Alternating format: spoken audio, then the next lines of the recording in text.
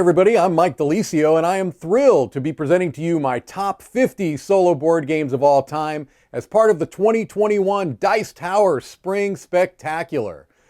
I love solo gaming, and I have for a number of years, but it seems like in the last year or so, solo games have gotten a lot more attention. As people have not been able to get together and play games with their friend as much, solo gaming has become increasingly an option for people to still get in that board gaming itch that they want to scratch so much. So I hope that these series of videos are going to be a reflection of the types of solo games that I like. So you're going to see cooperative games on the list. You're going to see competitive games with a solo variant on the list. Big epic games, small games.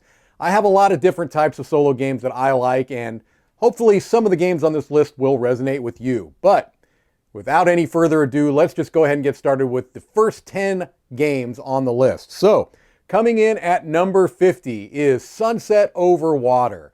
What a gorgeous little game with a really endearing theme where you are a photographer and you are trying to take pictures of the most beautiful landscapes and scenes out there. And those are going to be represented by these lovely cards that are laid out on a grid on the table. And it's a nice spatial puzzle. You'll probably hear me say that a lot on this list, as a matter of fact, because I think that games with a heavy puzzle element, spatial or otherwise, are particularly well suited to solo games. And Sunset Over Water is one example of this, where you have this nice little puzzle in front of you, and you are trying to be the most efficient you can, get the most points. Just a lovely little game, Sunset Over Water. Number 49 is kind of on the other end of that spectrum, from a small game to a large epic game, and this is Sleeping Gods. Now, this is a very new game, Sleeping Gods, coming from Red Raven Games and Ryan Lockett, designer, artist, etc., etc. And I've been through one full solo campaign of Sleeping Gods. I've also played it some multiplayer. It is one of the most wonderful solo experiences I've had. It's a storytelling-driven game where it's a very open world feeling. As a matter of fact, I feel like Sleeping Gods maybe evokes Zelda Breath of the Wild better than any board game I've ever seen before. Now, it's a little bit further back on my list, although any game on this list means it's fantastic to me. But that's because as a solo gamer, you are having to control 9 different characters, and that is something to be aware of. It's a little bit of administration as a solo gamer, but it's so worth it because the experience that you get is so rich. And although I've played through a full solo campaign of this, I feel like I've just barely reached the tip of the iceberg. It's a very replayable game, and not all campaign games are as replayable as this one is. I can't wait to dive back into another campaign, whether it's by myself or with friends. It doesn't matter, because Sleeping Gods is such a really special experience.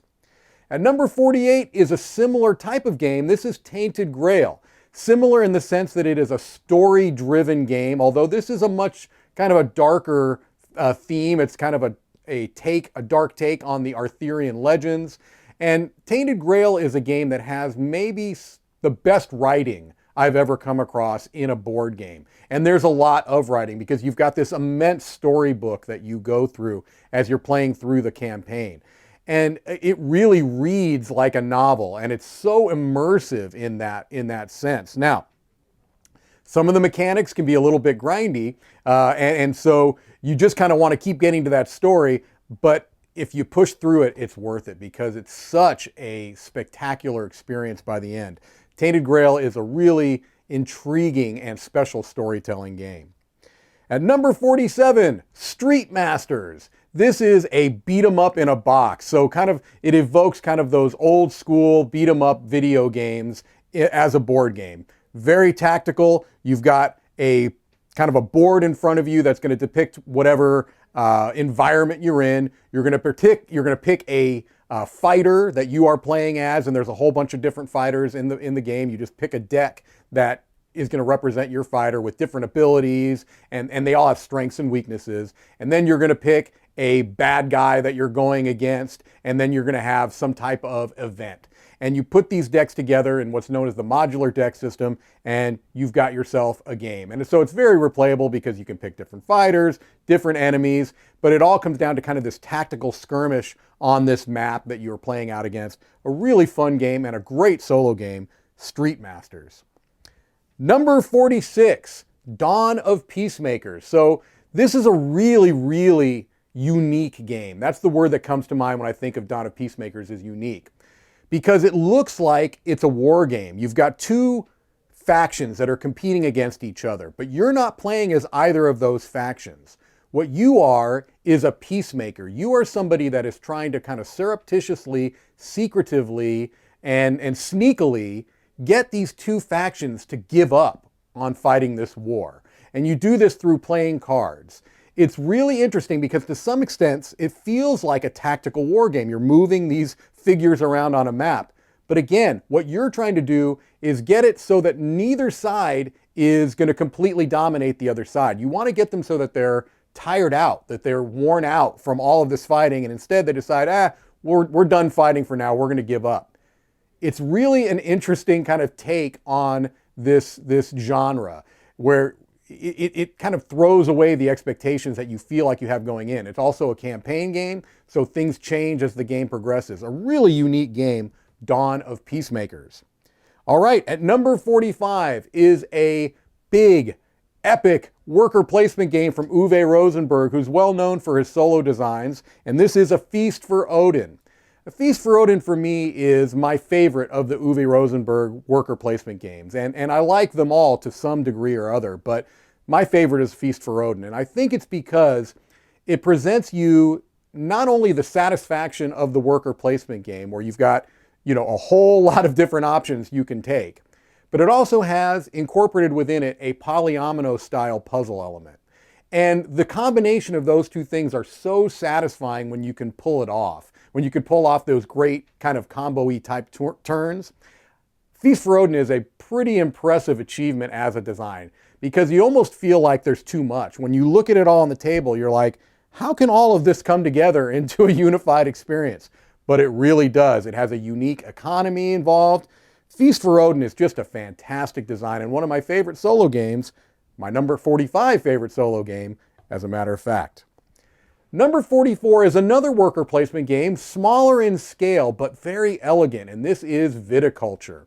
I really love the feeling that Viticulture evokes. It is a game that, to me, feels very thematic. You are trying to have the best vineyard. You've got a vineyard, you are planting vines, and you are harvesting grapes, and you are maybe inviting people to come tour the vineyard to get some money so that you can invest in new technologies to help you do better when you're producing these wines. And you are trying to produce wines that fulfill particular requests that customers will have. And so Viticulture as a solo game is controlled by a deck of cards called an Automa deck. And really what it's going to do is block spots from you. It's a very simple way to administer a solo game like this. Worker placement, usually the interaction points are in those spots getting blocked from you. But I'm telling you, every single time that there's a particular spot I want, I flip over that card and they're blocking it from me. I don't know how it does it, but every single time it seems to do it to me. So it really gives a nice feeling of tension when you have to worry about what the AI is going to do. Viticulture is one of my favorite games in general. It's a great solo game as well. At number 43 is a very, very unique cooperative game. This is a new game called Paleo. And in Paleo, as you might expect, you're playing as a Stone Age group of people, Paleolithic group of people. And you are trying to keep your humans alive. And you're doing this by fulfilling missions, doing the things you might expect at this time, having to get food and furs and maybe building tents. And you do this by going to locations that are represented by decks of cards. And you have an idea of what you might encounter at these decks based on what's on the back, but you don't know for sure. And it's a really, really intriguing form of a cooperative game. It doesn't feel like other cooperative games that I've played. It's also one that has different modules, so you can continue to play the game and kind of change up sometimes the complexity, sometimes just the type of game you're playing. But this is a really impressive design, and it's one that I continue to want to explore as a solo gamer. Number 42 is another kind of big, sprawling worker placement game. This is Anachrony. Anachrony is a game that has so much going on the table. Again, this is another one that when you put it out there with all of the components and the big board, and if you have the miniatures, there's these big kind of unnecessary but beautiful miniatures, you feel like it's going to be too much. But it really is an elegant design once you get down to what it's all about. And it has a time travel mechanic that is essentially a loan mechanic where you are getting a particular resource you need now, but you're going to have to pay that back later on, and maybe with some interest. And so Viticulture, the solo game, is run by an AI opponent that you are fighting against with a really well done system of tracking what the AI is going to do, and it's competing with you for all of these different things you're trying to do. A really impressive design, a very fun, challenging solo worker placement game. All right, last game on this series is Black Sonata. This is a solo-only game, and it shouldn't work. When I first heard about Black Sonata, I thought, a hidden movement deduction game for a solo player, only one player? That doesn't make sense, but it works. It's a really, really unique situation where you're trying to deduce the identity and the location of this mysterious lady. And you do this through a deck of cards that kind of is going to determine where this lady is moving around the central map. And you have to gain clues to try to figure out who this person is and where they are. And it's just so cleverly done. It's not a big game. It's a small map, a small deck of cards. But it is so clever and so well done. And again, it doesn't feel like any other game I've played as a solo gamer. You don't think it should work, and it does work beautifully. That is Black Sonata. All right, well, there's my first 10 games of my top 50 solo games. Stick around for the rest of the great content that we've got for our Spring Spectacular, and I hope to see you on my next 10 games of my top 50 games.